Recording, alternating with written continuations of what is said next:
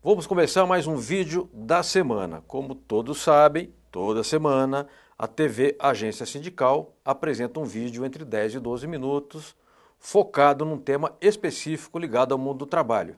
Depois deste vídeo a gente desdobra em vários produtos, passa no programa Repórter Sindical e no boletim também da Agência Sindical, enfim, entra na rede, né, já que hoje a comunicação é em rede. Nossos convidados sempre são pessoas assim, muito especiais e queridas, mas hoje é uma pessoa muito especialmente querida, que é o Antônio Rogério Magri. O Magri, sindicalista, né? Histórico sindicalista, consultor sindical, foi o ministro do Trabalho e da Previdência. Nós vamos falar, evidentemente, sobre Previdência. Por quê? Porque o governo interino vem debatendo com as centrais sindicais, também com o setor patronal, a reforma da Previdência. Então, eu já quero perguntar para o Magri, se ele estivesse no governo hoje, por onde ele iniciaria o debate da Previdência? É por um refis? Ter um refinanciamento das dívidas de município, de estado e de empresas? É por uma melhoria na máquina, por um aporte maior de funcionários na máquina do INSS? Por onde você começaria, Magri? Ô, João, é muito bom estar com você novamente, você que é um dos melhores jornalistas do campo sindical que eu conheço. É sempre muito prazeroso voltar aqui. Bom, na verdade, a dívida da Previdência, a Previdência tem uma dívida que vai se tornando quase que impagável. O maior devedor da Previdência é o próprio Estado. Dos 5 mil e tantos municípios que você tem, todos devem para a Previdência. Todos devem. Grande parte dos empresários devem também. Os clubes de futebol, por exemplo, não pagam a Previdência. Então, precisaria primeiro um grande levantamento, precisaria ser feito um levantamento, porque eu sempre digo o seguinte: nesse momento que quer fazer realmente uma reforma na Previdência, eu formaria nesse instante uma comissão de sindicalistas, empresários e o governo, para fazer um raio-x do que está acontecendo, porque essa frase que eu vou dizer, eu nunca vi ninguém dizer, mas a Previdência é uma caixa preta. Ninguém sabe direito o que acontece lá dentro, nem o próprio ministro. Então, agora, o ministro que está entrando agora, achar que pode fazer uma reforma na Previdência sem ouvir realmente as partes, eu acho realmente temeroso. Eu começaria realmente a analisar qual é a nossa dívida, para depois fazer o refis que você está dizendo, que seria realmente um bom caminho. O Magri, um debate que começou forte, o movimento sindical reagiu, é a mudança da idade, do teto de aposentadoria. A alegação do governo, e aí eu não tiro a razão do governo, ou deste, ou daquele, ou de outro, que porventura entrar, que evidentemente com o aumento da longevidade é preciso esticar um pouco o prazo para as pessoas se aposentarem. Você acha que é certo isso ou é errado? Não, a bem da verdade, nós, os brasileiros, aumentamos realmente a nossa expectativa de vida. Hoje, é normal uma pessoa passar dos 70 anos. Veja o meu caso. Eu tenho 75 anos e já estou aposentado há 20. Se Deus me dá um pouco de sorte, eu vou mais 10. Então, como é que a Previdência vai bancar o meu salário durante tanto tempo? Isso precisa ser analisado, isso precisa ser visto com um certo carinho, para que amanhã não falte dinheiro para pagar os aposentados que virão lá de trás, os jovens de hoje. Então, eu acho que essa discussão, e eu insisto, essa discussão tem que estar encaixada nesses 3 pilares: o governo, o movimento sindical e empresários. Mas eu acho que disso nós não... Mas não tem um fator previdenciário, que é 85, 95, isso já deu uma modificação muito grande na forma de aposentar. Então, eu acho que virá uma reforma, mas depende de como ela virá. Eu tenho muita preocupação que ela venha pela mão do atual ministro da Economia, que é o Meirelles. Ele chegar com essa força bruta total, tem que tomar cuidado. O Magri, é claro que isso não é o principal, mas isso tem peso. Nós temos setores da máquina estatal com aposentadorias altíssimas. O setor do judiciário, por exemplo, se você comparar com a iniciativa privada, há casos em que a diferença é brutal e escandalosa. Não seria o caso, talvez, de estabelecer um parâmetro mais modesto para essas aposentadorias, ou isso esbarra na legalidade? Como é? E também resolveria a parte contábil, ajudaria? Eu acho que isso seria mais uma questão moral. Certo. Se você fizer exatamente dessa linha que você está dizendo, não resolve o problema da Previdência, mas dá uma igualdade de condições realmente que... Franzinho, olha aqui. Na pirâmide salarial, e nós já conversamos um pouco isso, a média salarial hoje beira os R$ 2.000, a média.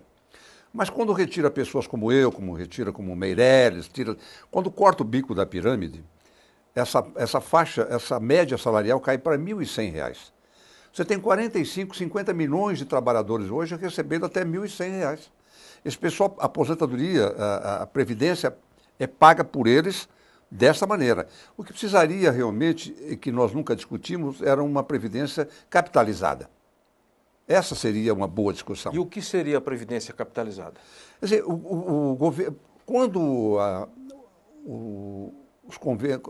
me fugiu o tema agora, quando a Previdência mudou e passou a ser uma regra da Constituição, universalizou, saiu do INSS, IP... Os institutos. Os institutos, a frase que me faltou.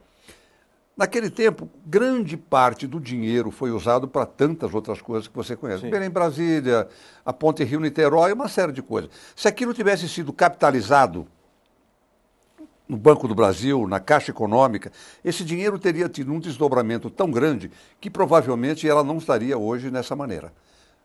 O Chile fez uma boa previdência, teve problemas durante um certo período, depois acabou acertando.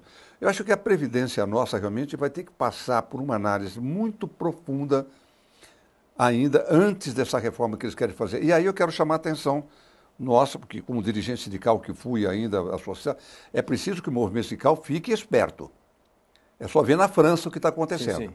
As reformas que vão, não ao encontro, mas de encontro ao trabalhador, estão sendo rejeitadas, até mesmo em momentos com radicalização total, porque é a perda de direitos. Quer dizer, ninguém trabalhou a vida toda para perder direito, né, João?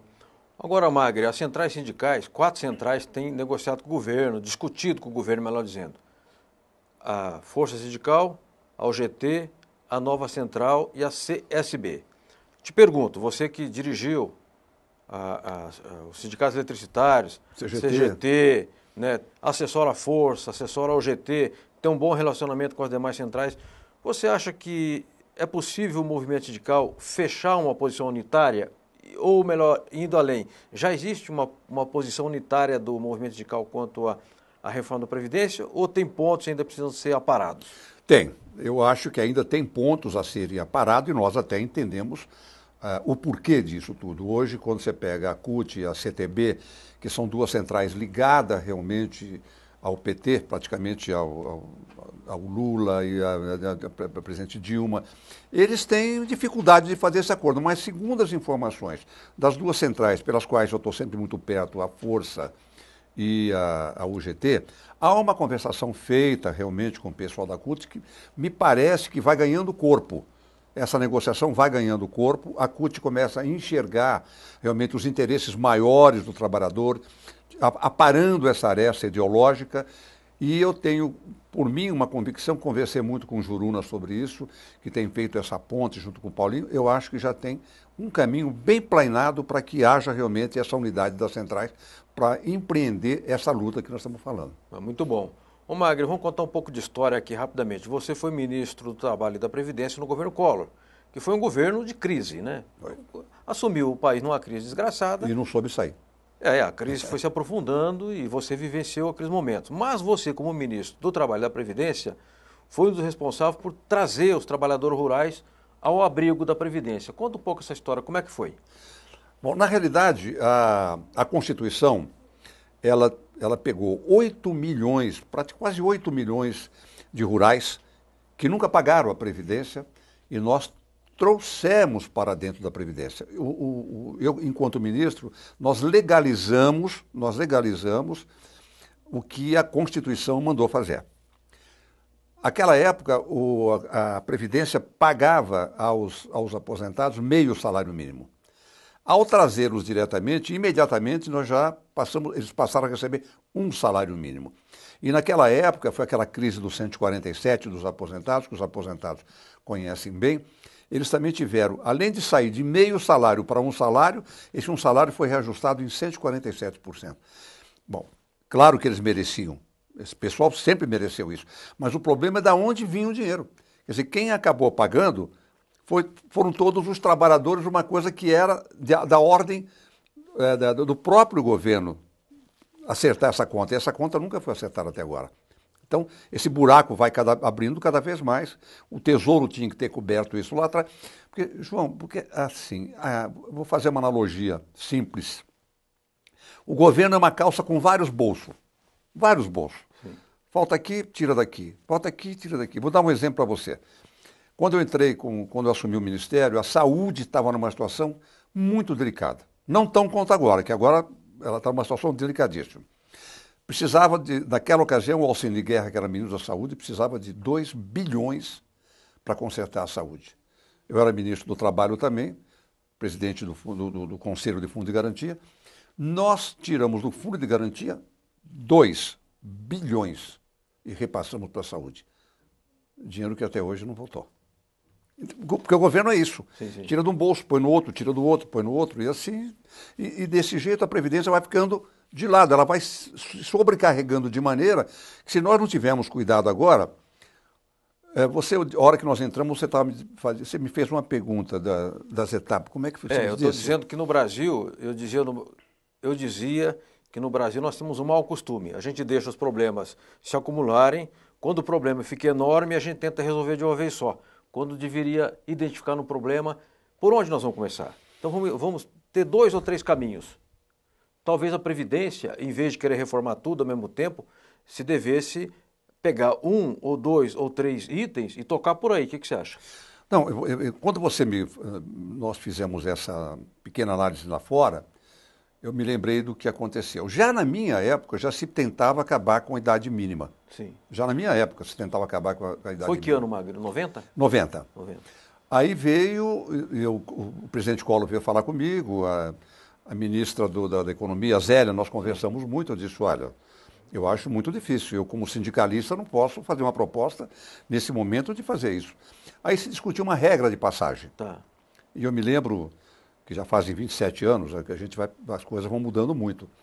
A regra de passagem era de quem tinha até 25 anos trabalhando, continuaria na idade mínima. Sim.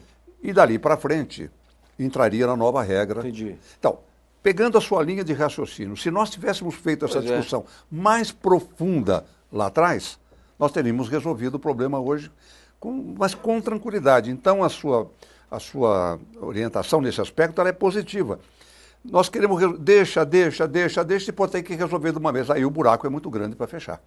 Perfeito. Eu quero agradecer muitíssimo ao Antônio Rogério Magro, meu amigo, consultor sindical, foi dirigente sindical. Foi não, né? O sujeito que tem a história do Magre, ainda que não tenha um mandato, continua dirigente sindical, embora não tenha lá a carteirinha de diretor de sindicato mais. Porém, o Magre é consultor da Força Sindical, consultor da UGT e é uma pessoa indispensável para o sindicalismo brasileiro.